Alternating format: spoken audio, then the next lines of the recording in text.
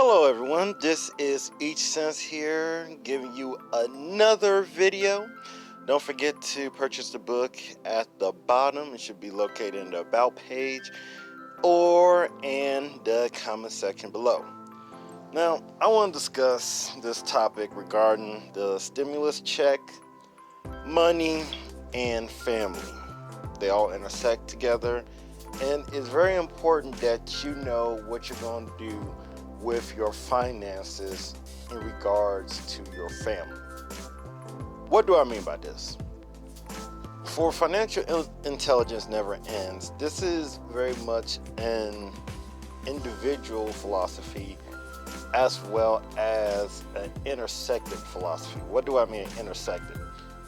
Essentially, you have to know how money and finances is having a psychology over other people, because quite frankly, people think that money, if they have it, all their problems is just solved just like that. It's not true.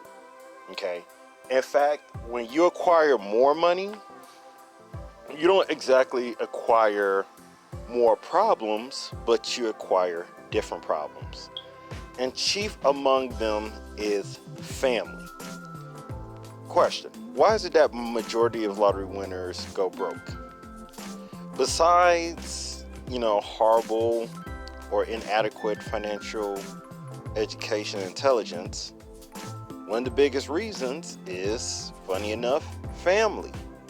Because the family is broke, they start to look at the person with the money as the golden ticket, as their, savior, etc., and expect them to go out their way, sacrifice their dreams, just so that they can feel comfortable.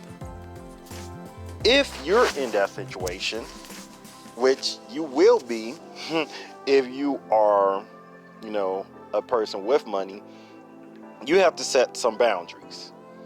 I don't know who it was. I don't know if it was Wiz Khalifa or some other individual, but they're talking about how they got money, and when they got a lot of money, they handled it to their auntie because the auntie was some sort of accountant, etc., and the auntie mismanaged the money. Now, you would think that an accountant or CPA, etc., who was managing other people's money, because that's what the auntie used to do, was manage other wealthy people's money, would be able to handle the nephew's money. But it wasn't that case. And it wasn't that case because of family. Many of times, your family don't look at you as this great professional individual who's amazing. They look at you as that little kid that just used to run around naked, or that little baby that used to poop his pants. That's it. To them, you will always be that idea of them, the little baby that pooped his pants. And quite frankly, you need to understand that. Even your own parents will feel the same way. Yeah, you're more intelligent than me. Yeah, you know how to do this better than me. Yeah, you're skilled, but I used to powder your butt, so I'm not going to listen to you. Because why?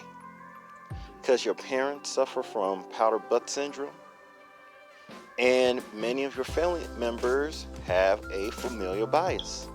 Because we're family, I'm not going to take some of the things you say serious. In fact, since we're family, you owe me something because I'm struggling and you just have to go out your way to help. Now, as I stated earlier, you need to set boundaries. I believe there's a book even called Boundaries, but I've never read it. But essentially, one of the reasons why it's so hard for people to become financially intelligent or get into a more financial stable position is not because they're smart, is not because they're even not intelligent, etc. It's because many of times their family cannot help them at their level to rise up. In fact, many of times, their family is a burden. So you may say something along the lines like, well, the family was always there for them when they were young, which could be cool. But here's the deal. Your family was for you when you were young. There are different stages in a person's life. Similar to how there's different levels in academia.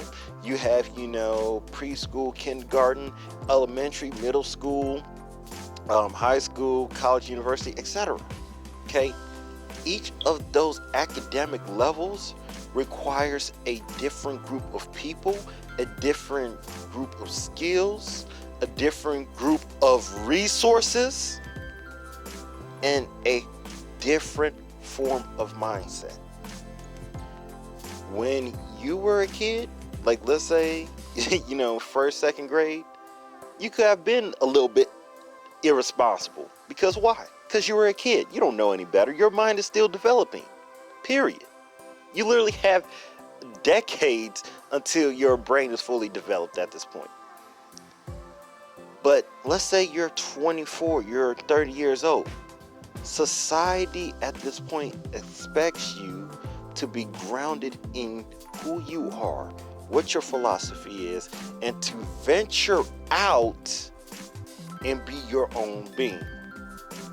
Okay? Now with the family, and this is pretty toxic, the family, many times your parents, will believe that they should just raise you for about, let's say, 18 years, 21 years. You venture out in the world and you take care of them for the remainder of their lives. So let's think about it this way. 18, 21 year investment, and depending on their age, basically 30, 40, 50 year of being taken care of by the child. That doesn't even makes no sense. That makes is not even congruent anymore. So for those reasons, you have to be very cognizant about your family relations. When you make money, what is your purpose? What is your goal? For many of you, your whole purpose is, hey, I want to take care of my family. Well, the question is, which part of your family? Are you saying the creative family that you're going to make, like let's say with a significant other, with some kids, with some adopted kids, etc.? Or are you talking about with your birth family, the family that you're related by blood, like your mom, your dad, your grandparents, your brothers, your sisters, etc.? You didn't get to choose that family. You get to choose your creative family because you choose your significant other, your children, etc. But you didn't choose your birth family. And many of times your birth family would want to take full advantage of you. That's why one of the biggest reasons why you have to acquire money is because without you acquiring money, it is hard for you to really control your family in a beneficial manner. Many of these parents feel as though because they have sacrificed, that you should be told what to do for the rest of your life. Like, look, me, the mom, I've carried you for 9 months, etc. It's like, well, no one ever told you to go out your way to get pregnant. And even if someone did you have to listen to them? No, you didn't. So why would you give praise to someone for making a choice to get pregnant? Huh? You did that's your own choice. But they'll put this over you because, well, that's who you are. That's why they want to, force you so that they could acquire their finances that way and make a living without, quite frankly, going to the marketplace. You, on the other hand, will go into the marketplace, get the money, and make sure that you're able to do what? Care for yourself, provide stability for yourself, and If you have a family that you create yourself, help them and not make those kids that come from you actually become better themselves. You want to see that the family that you create, that they themselves become great too, so you're not dependent on your kids financially. So that is all. I know there's some musings in there, but that's what I had to say regarding, money and family. And if you do get that stimulus check because of this current pandemic, realize what you have to do with that check and making sure that you're able to do the best you can with that check. That is all.